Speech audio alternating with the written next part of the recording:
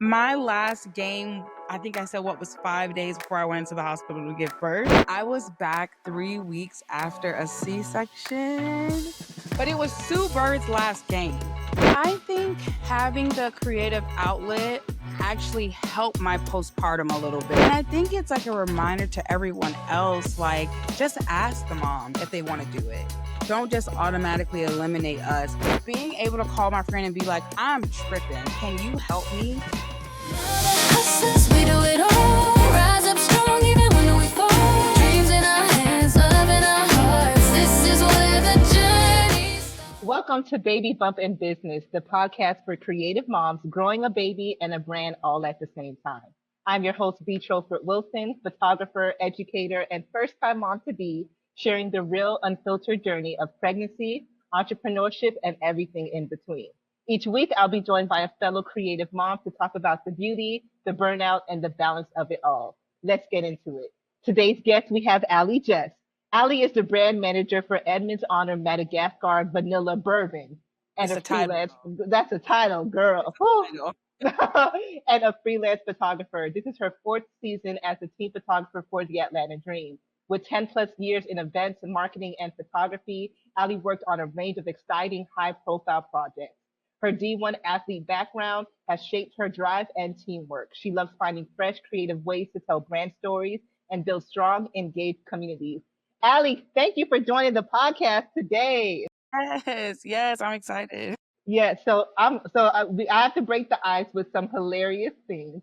You were the first sports photographer that I reached out to when I found out that I was pregnant. Because I was like, you know what? Really? I need to find some women who do this and I need some advice.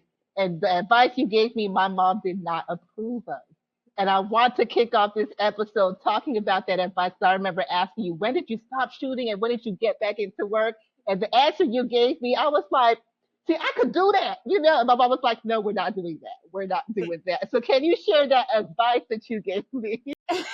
So my last game, I think I said what was 5 days before I went into the hospital to give birth.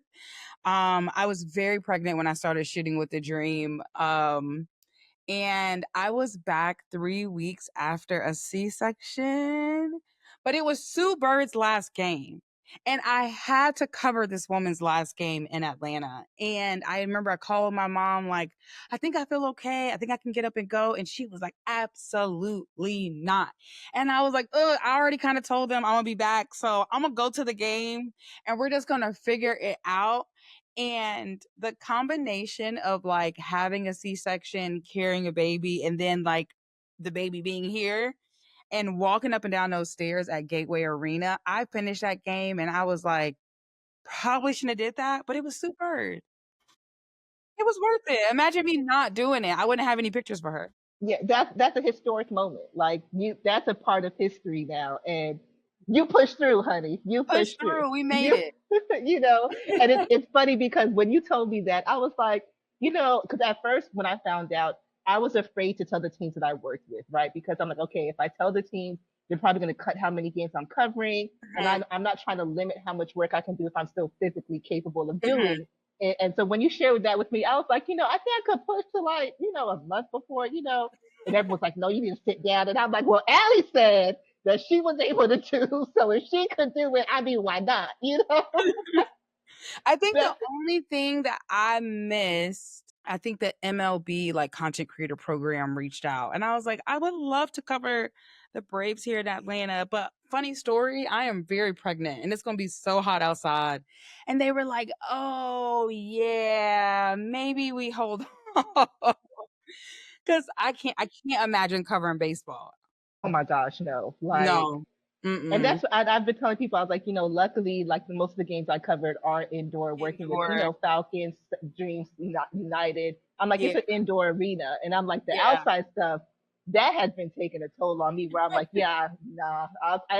Who else is available that I can refer? Because I Right, can't do it. I right. And the cannot. heat is different now. And especially at like you're on a turf field, it's like you're And you baking can in an see oven. the heat waves, Yeah. and it's just like, I don't think anyone should be out here No, at all. no. Like, not even the athletes. Like, Yeah. this is insane. This is insane. So going into your pregnancy and going into that season, I remember you telling me that you didn't tell them that you were pregnant when you got the job. I didn't tell him. I didn't tell him. So I'm a part of Black Women Photographers. I saw Polly post in our Slack channel looking for a sports photographer in Georgia. Submit your portfolio. I was like, I'm not submitting. Like, it doesn't make any sense. There's no way I can do this. And I think Polly don't listen to me. And so I think she still submitted my portfolio. And when I think Polly emailed me first, like, the Atlanta Dream loves your work. Like, please, like, this is so and so. Like, we want to connect everybody, want to have a conversation.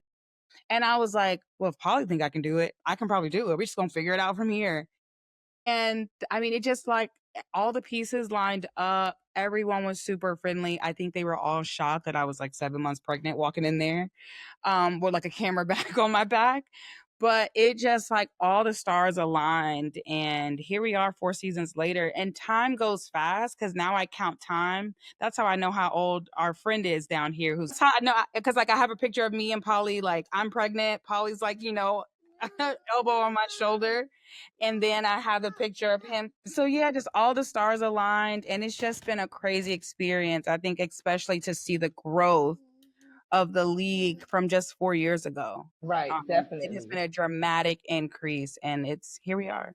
Definitely. So how was it covering the game at 7 months pregnant? Physically, how was it? Mentally, how was it? And how were you able to push through it? How did I feel? It was hard. I feel like I didn't have a lot of the normal pregnancy symptoms. Like, I was never sick.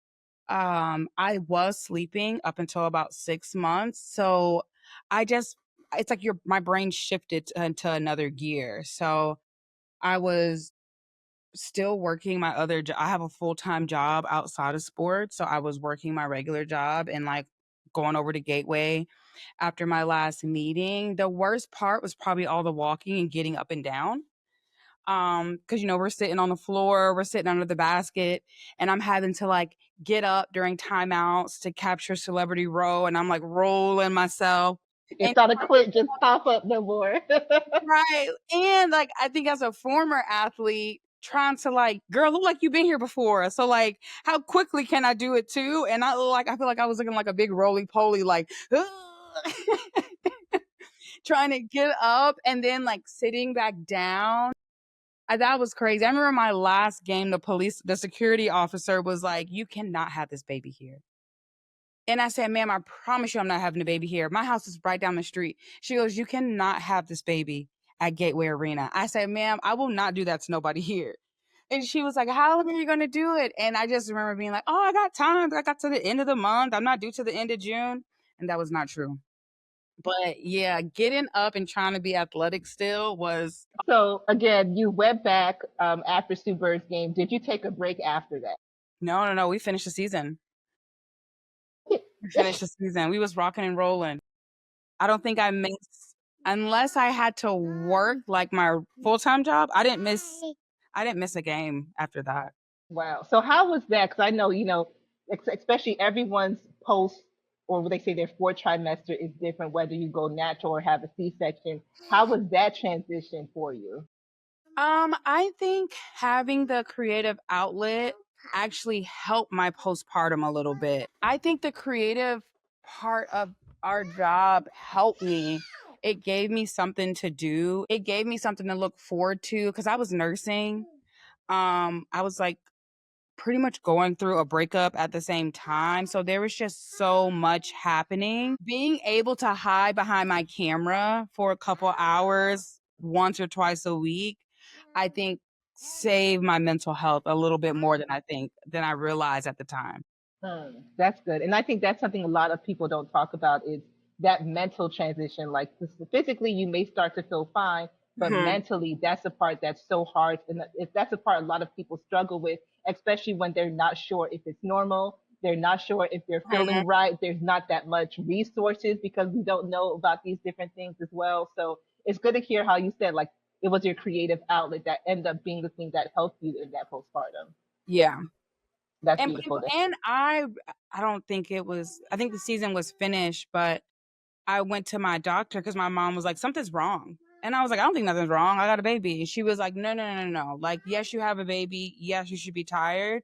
But I think something else is wrong. And I end up going to my primary doctor and was just talking to her. And she was asking how the baby was. And she was like, that's not normal. Hmm. And my mom being like, something's off. My best friend said it.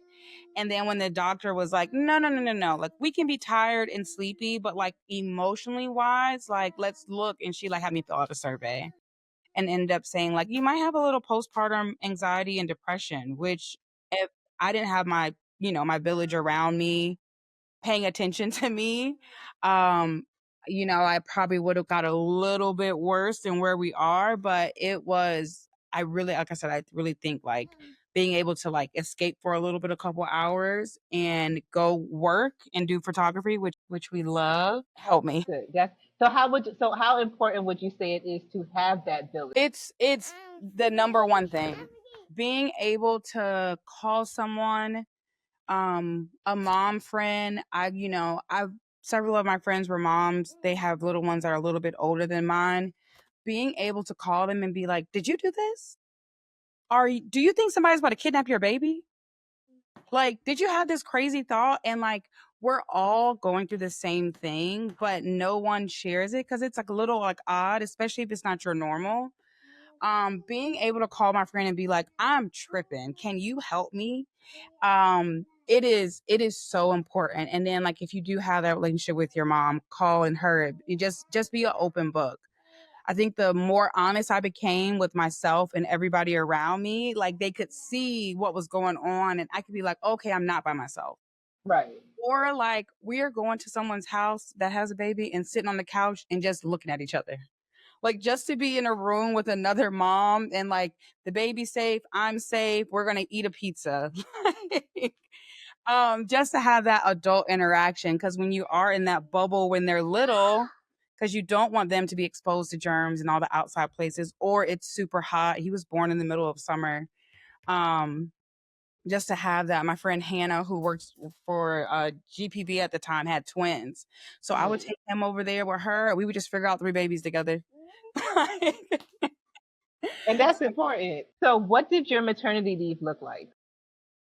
Um, it looked like I was out from June 9th until I think right after the last week of August for my full-time job.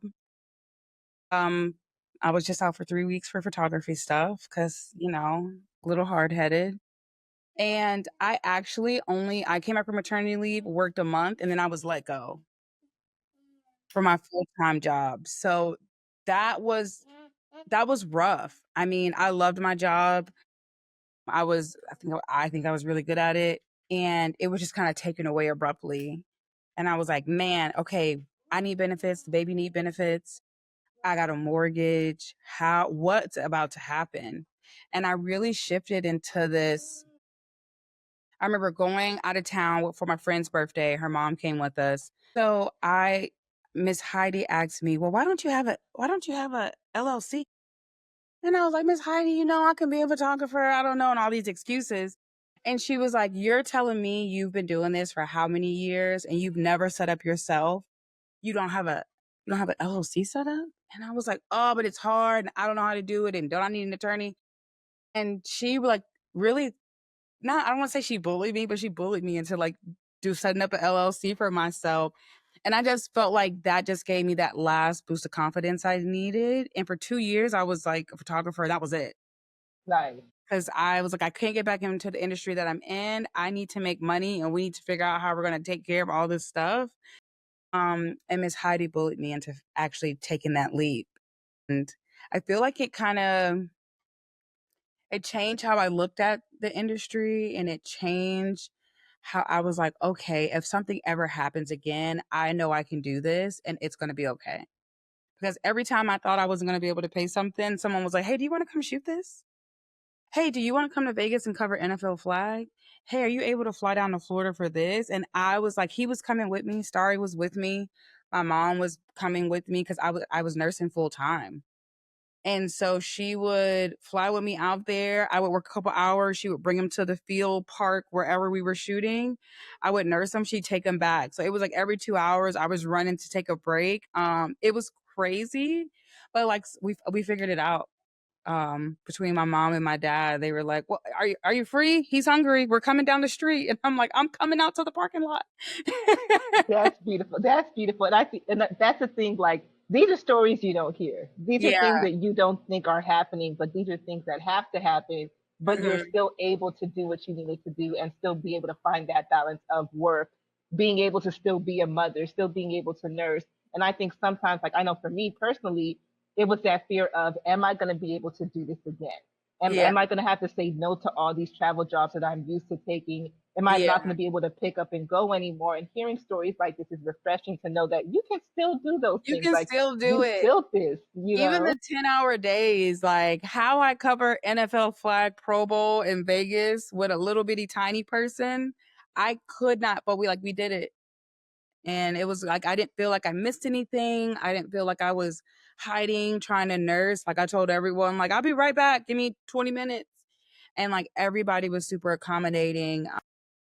He was like a little mascot. He would just appear, this little chubby baby, like, oh, he's back again. That's beautiful. That's beautiful. So, even just hearing that, one, thank you for being so honest and vulnerable and sharing things like that. Because I know, like, this is helping me as I prepare for this next chapter. Because I'm over here, like, okay, the nerves are going down. Like, girl, you can Yeah. do it. It's okay. There's still, like, even, like, I've been already contacted for some things next year. And Mhm. everyone's like, well, I know you're going to have a newborn. So, can you do this and can you do that? And it's like, we gonna figure it out. You know, Figure it out. like you said, at the end of the day, it's just about figuring it out and knowing that you can still work, you can still do Mhm. the things that you love. You've built this business, you've built this brand, so don't think that it has to stop now that you're a mother, and Right. not allowing that label to stop you or make that label, or not allowing that label to make you feel as if you're no longer worthy of pursuing those dreams and Yeah. pursuing those goals and still continuing on that journey of your career and your business. Right. And I think it's like a reminder to everyone else, like, just ask the mom if they want to do it. Don't just automatically eliminate us because, oh, I know she has a little one. Maybe I can figure it out. I can figure anything out. If it's something I'm trying to go do, okay. If my mom can come these days, can I call a friend? Can they come with me? Are they working remote and are they good with kids? Like, give us the option to say no. Don't say no for us. Right. And Yeah. especially, we still need the money. We Like, still need now that money. we need it more than ever, now that The we have bills a aren't child. stopping. Like, Diapers it's are double. expensive. So the price of formula, I was like, Formula's crazy. And I had him during the formula shortage. So my other like irrational fear was like, okay, what if nursing doesn't work for me? What am I going to do? And my OBGYN was like, do you plan on nursing? I said, yes. We will cross that bridge if we get there. And I was like, Dr. Tate, are you sure?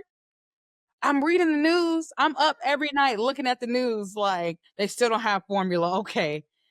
Can we do we need to back up? I need to go buy formula now. And he was like, the baby's not even here. And I was like, I'm scared. trying to plan ahead, Trying to plan ahead just in case.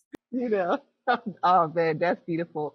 So, what was something that you've learned in this process about yourself from not just the pregnancy, but even having Starry? I have a lot of patience most of the time. Most of the time. I feel like with most things, like I can tolerate it. Being able to do it with no sleep because I just felt like I wear glasses and contacts. I can't see. So like I feel like those first several weeks, I was sleeping with my glasses on like a mummy. And it wasn't sleep because little newborns make a lot of noises when they sleep. And everything it was like, is he alive? Is he? And so it's I just feel like learning that I have patience and I have no sleep on the back end. I'm like, oh, okay, I can really handle anything. Right. That doesn't as much as I've always wanted to be a mom and I've always loved babies and I've always watched babies, having my baby, like my everything is like, what experience can I give him? How do I make him feel like he's had the best life ever? So I just feel like my I feel like I always had empathy for people and I was always compassionate, but like I just feel like that part of myself has just exploded. I'll cry at anything now. Like to see a mom and their child and like watching Beyonce, watch Blue perform on stage, tears. Yeah. Tears. I don't know that little girl. To watch Beyonce be proud as a mom, like seeing, I feel like I'm a lot more emotional for things. Like I didn't cry at movies. I'm a cry on a movie now. About a child, I'm going to be boo hooing. It's going to be so embarrassing. So just like that level of emotion, I just feel like something switched on in my brain, and it's just like rainbows and sunshine all the time. Especially when I look at Starry, I'm like, wow, you're a cool little person. Every day is different for you. If he sleeps long, he wakes up a different baby. If he wakes up after 9:30, I'm like, I have a new child today. What is he going to do that I haven't seen yet? And that's so cool to me. Beautiful, beautiful. So during that 2 year period, that 2 year stretch when you're fully freelance, what was the thing that helped you in terms of like business wise, like, or what were you able to channel that helped you be able to push freelance that way? Um, I've seen this so much.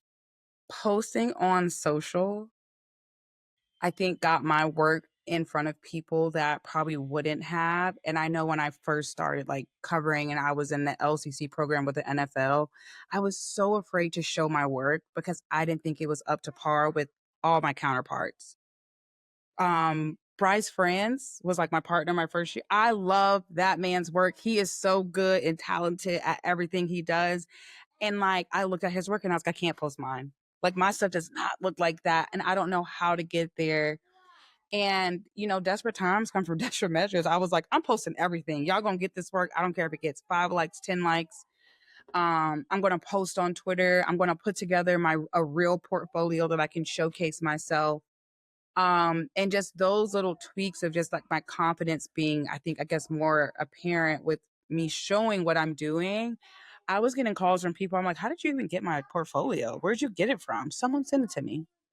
Oh, I saw you tweeted something and I saw it and I went to your profile. So it's like showing up for myself probably taught me the most. And I know that's the hardest part, So hard. especially once that transition. I mean, as a creative period, showing up because we always have what do they call it? Imposter syndrome, where we're Yes. especially with social media, we're always comparing ourselves or comparing our work as Mhm. creatives, and then having to do that as a mother now, and it's Yeah. like, am I ready to show up? Can I show Am up? Are I? they? And I get real close to my computer screen. It'd be like here, and I zoom all the way in. Like it's blurry. I'd be like, "Who's zooming in to the pixels?" Just you, Allie Jest. If you don't put that picture back to normal and move on, but like just like I still do it. I'm just like, okay, send it. It's okay. So yeah, just showing up for myself and having that confidence really shifted how I looked at myself as a business person. Perfect. And so, if there's any advice that you could give to another creative who's about to experience this or going through this chapter, what advice would you give them in terms of navigating photography or navigating this freelance world post having a child? Definitely connect with someone who's done it. Um, I think that really helps.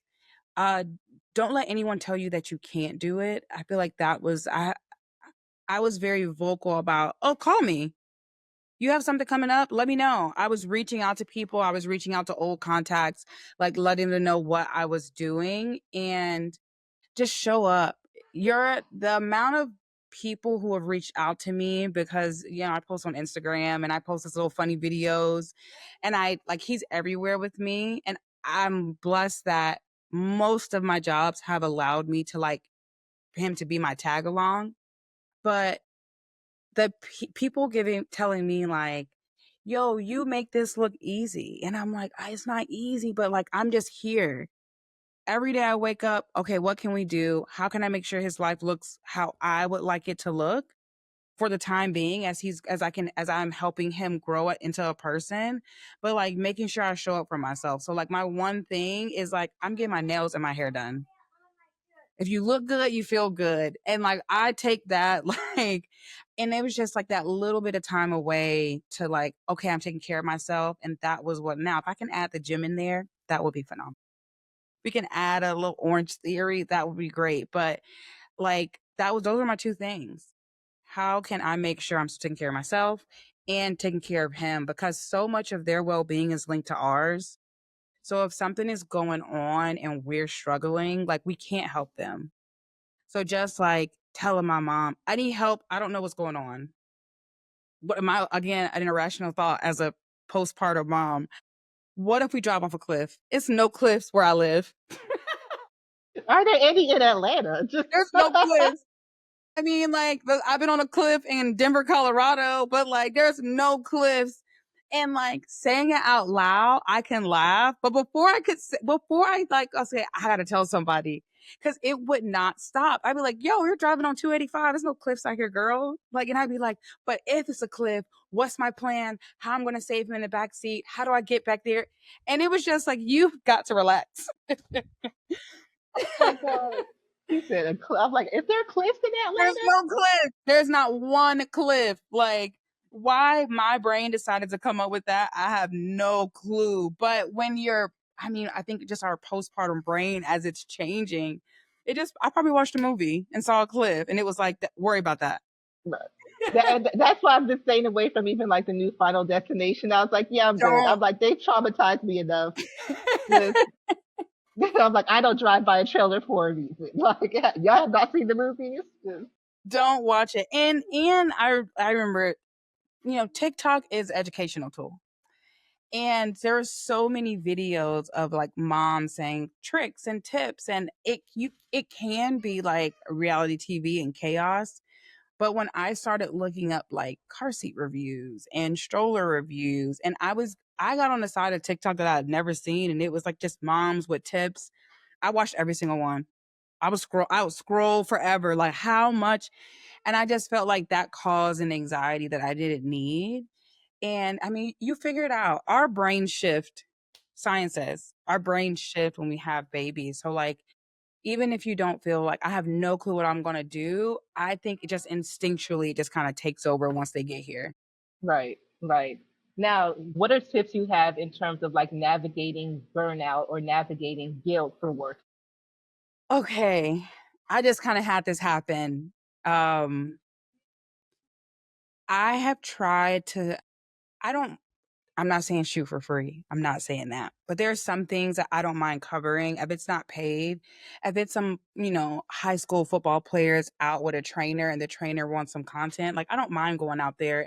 Youth sports, I feel like it's such a pillar in our community and what we're doing. So of me giving back an hour of my time, I had to stop doing that because I was doing it for a lot of people. It was taking up a lot of time and like I can't get that time back with him. So I try not to do a lot of free work anymore.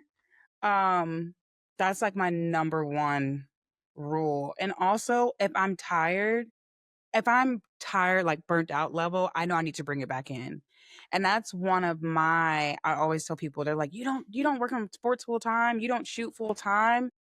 When I shoot full time, I feel like I'm not creative. Mm. So covering the dream during their season, the home games, is like that perfect combination for me where like I can get in, shoot, be creative, and then it's just from May to beginning of September. But I know I don't I'm not going to say I know cuz Jesus is the reason. But like I don't know if I could cover a team home, away, travel, community service. Like I feel like knowing my creative self, I would burn out. I would struggle seeing things in a different light because, it gets repetitive and you have to constantly think of new innovative ways like what am I looking for, who can is somebody doing something different, like, and I don't know if I can do that personally. That's a really good point because oftentimes like we don't think about like the creative side and how Yeah. hard it is to be creative or when you lose that and it's like Hmm. how do I pull that back, how do I do it for the love again versus I'm just Hmm. doing it because I need to make the money and X Right. Y and Z, and it's like getting back to doing it because you love it, creating because Hmm. you enjoy it, creating because you're trying to fill that gap that you Hmm. need, that we all need, especially as creators trying to fill that Yeah. gap. Beautiful, beautiful. So managing your schedules with your clients. So now that you have a child, I know you said luckily you've been able to balance in terms of like traveling and bringing family along to help or friends. What are other things, or what are other tools that you've used to help manage your schedule? So my Google Calendar goes off on everything. My watch, my iPad, my laptop. I have a real agenda calendar that I write things in. I share dates that I'm working with my mom, like when we were going back and forth with the dream, because I was trying to decide, like, am I covering every home game this year, or do I need to pull it back? Because he's super active, and because I work so far away from my house, a combination of that and working all these extra games, he gets less time with me, and I just don't think that's fair right now. So I was just like, okay, we're gonna shoot half the games. And I was trying to, like, it was me and my mom at the dining room table saying, okay, this date works, this date doesn't work. You can do this one, this one, this one, this month. I don't know if you can do these two. And it was just like a science experiment of us looking at dates and calendars and me trying to look at my full-time job. But writing stuff down helps me remember better because I do feel like since I had him, I'm like Dory. Like I'm like, did we do that? I have no clue anymore. When did that happen? He did what now? Um, so writing things down and then making sure I get a notification a day before, 3 hours before, 30 minutes before I need to leave. So the lots of reminders. My stuff is always going off. Listen, I live and die by the Google Calendar. If it's not on my calendar, I'm not showing up. I'm I'm not not showing up. participating. If I got to pick up my nephew, if it's not on the, you just said the calendar invite, boo. I send it. That's how me and my friends hang out. She was like, okay, my friend would be like, okay, the twins, they have this on this day, this day. Okay, are you free this day? I saw there's a dream game. I'm sending a calendar invite. As soon as we lock in a date. Listen, listen. So yeah. I'm like, I didn't realize how much of an adult I became until I was hooked on my calendar. Like, I send everybody invites, like okay, my flight information. You got invited, so you know what time I'm landing. So, with this journey of having a newborn, how did you use photography to cherish those moments? I just went and grabbed these before we got on. I made chapbooks. They are Ooh, monthly books and you can use them to like keep track of your little ones. I can't remember how I think you get 30 pages a month. And it has been like our little friends. But I love these. I did them every single month to keep track of what was going on because I don't like to write. So I was able to keep track of holidays and people that visit us, friends that were with us, and just his little cute babes. oh, But that's they're called beautiful. chat books. It's an app, and you upload straight from the app. Once you submit and finalize your book, they ship them to you. It's so Wow. fast and easy. That's smart, especially like if you're not a writer or I mean, I know Mhm. we all take photos, especially when they're But just print so your cute. photos. Print That part, them. that What if part. what if the cloud go away or Dropbox goes away or whatever? My favorite thing, my mom has these big bins of photos of us as kids. So like I'm not gonna have a big bin because where I'm gonna put it, but we do have books. That's beautiful. That's beautiful. Love that. Love that. Okay, so what's it called again? Chat book? Chat books. Like Got it. ChatBooks. Perfect, perfect. Definitely In the gonna App have Store. to add that. Definitely gonna have to add that to my catalog. Last thing, is there any other advice you would give a creative mom just about from your entire experience? Is there any advice that you wish you knew ahead of time that you would want to pass to another creative? I would say give yourself grace. You don't know what's going to happen, how your brain's going to do, how everything's going to turn out. Like all we want is a safe baby. We want to get a baby here safely. After that, like I mean, sometimes I'd be like I literally don't care. Like I'm able to like brush things off my shoulder as long as he is healthy and gets what he needs and I'm able to provide that, like nothing else matters. That's beautiful. And it's just he's just I need to keep my little light in his little body alight. And that is what I'm here for. And if my jobs and my photography can help aid that, we're gonna do it. But the second it starts affecting it, then that doesn't matter. He comes And first. being okay with saying no. And being okay with saying no Mm. Mm. and keep it Well, pushing. Bars. Well, Allie, thank you so much for this conversation. You have me a little bit more excited and less nervous now going back into work because I'm already like, okay, I'm gonna have to take off this amount of months. You can do it. You can do it. If you if you feel like it. And if you don't feel like it, it's okay. Right, right. But I needed that, just having that clarity. And again, just thank you so much for sharing space, for being honest, for being vulnerable, and just being able to, one, not just help me, but to help other fellow creative moms in this process, in this journey. Thank you again for sharing your light. Thank you for sharing Starry's light. Of How can we course. follow you? How can we stay up to date with what you have going on? I post on Instagram. Instagram is not real for me. I post whatever I want. So sometimes you get some photography work. Sometimes you get him being funny. Sometimes you get Beyonce. You never know. Also on Instagram, it's Allie You Down. On X, it's Allie You Shoot. I share more of my work on X. Ironically, I post almost after every game. But yeah, that's where I am. Come have fun. Social media isn't Awesome, serious. awesome, awesome. Well, thank you again so much for this. Thanks. Thanks for having me. So excited for you. Thank you so much for tuning into this episode of Baby Bump and Business. I hope today's conversation reminded you that you're not alone in this journey and that there's so much power in building something beautiful while becoming someone new. If you enjoyed this episode, please take a moment to rate, review, or share it with another mama or creative who needs this encouragement. Your support helps this community grow and lets more stories like ours be heard. To stay connected and get updates on new episodes, and real talk from creative moms like you, be sure to follow us on Instagram at Baby Bump and Business. Until next time, keep creating, keep growing, and give yourself all the grace that you deserve.